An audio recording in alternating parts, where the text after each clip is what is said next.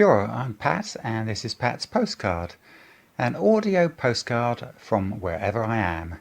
For 2 weeks, we're volunteer wardens for the Department of Conservation at Nydia Lodge in the Marlborough Sounds at the top of New Zealand's South Island. The Sounds are an intricate network of deep-sided flooded valleys, bays, inlets and channels. Nydia Lodge is on the Nydia Track, a 2-day tramp through native bush, over hills and along the shoreline. The lodge is set on a small headland on Nydia Bay, amongst regenerating bush. It's a beautiful and remote spot.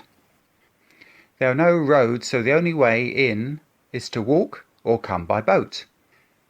And that's the way we came in, 45 minutes on the dock boat from the village of Havelock, with all our supplies for our 2-week stay. The lodge sleeps 50 people in basic accommodation, but it does have hot showers, a welcome luxury after a long walk. Our role as volunteer wardens is to look after the place and welcome guests. And here's one of our daily jobs. So there's no TV here or internet. The nearest reception is about 2 hours walk away, or you can get on your boat and sail somewhere into the Sounds to see if you can pick up reception. There's also no electricity except for a couple of hours in the morning and a few hours in the evening when we turn on the diesel generator. So that's what I'm doing now. It's diesel, so you have to preheat the diesel just like with the diesel car, and you leave it a few seconds to warm up and then start it up.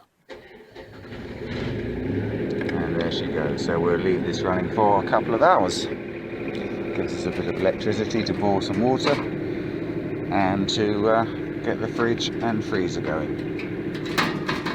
For health and safety reasons, as there's no phone reception, we have to check in daily with the main dock office in Picton. This we do by radio. Hello Picton, this is Pat from Nydia Lodge, over. Hello Picton, this is Pat at Nydia Lodge, over.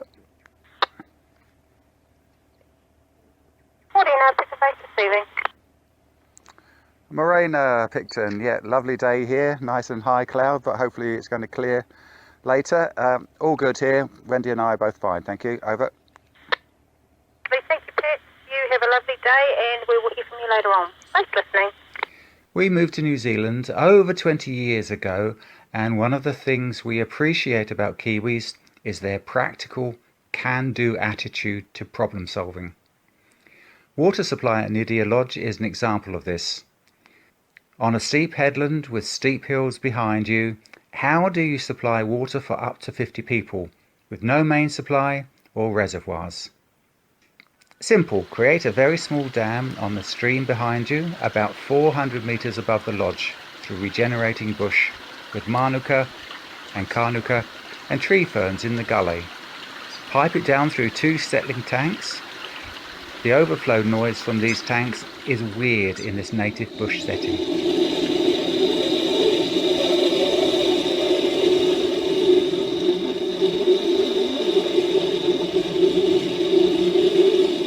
And then down to the lodge. No electricity, just local resources, gravity and Kiwi ingenuity. We have a separate basic hut away from the lodge for sleeping in. Take a listen to this. You don't hear it often these days.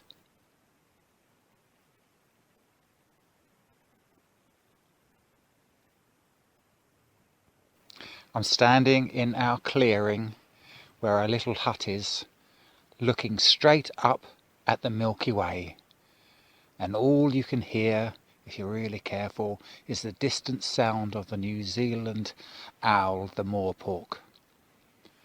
Have another listen. This is the sound of silence.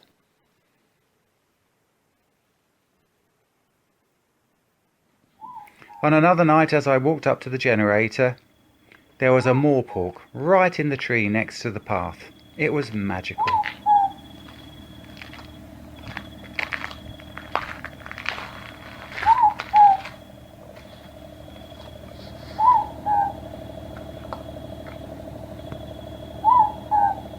It's an amazing place to spend some time in. It's a special place, and the lodge is a fantastic resource that enables people to experience living in a remote area on the Sounds.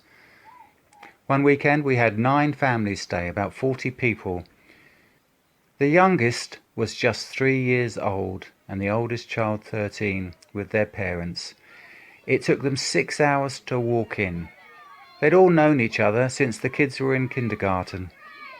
And even after this walk, they still had enough energy for a Kiwi tradition.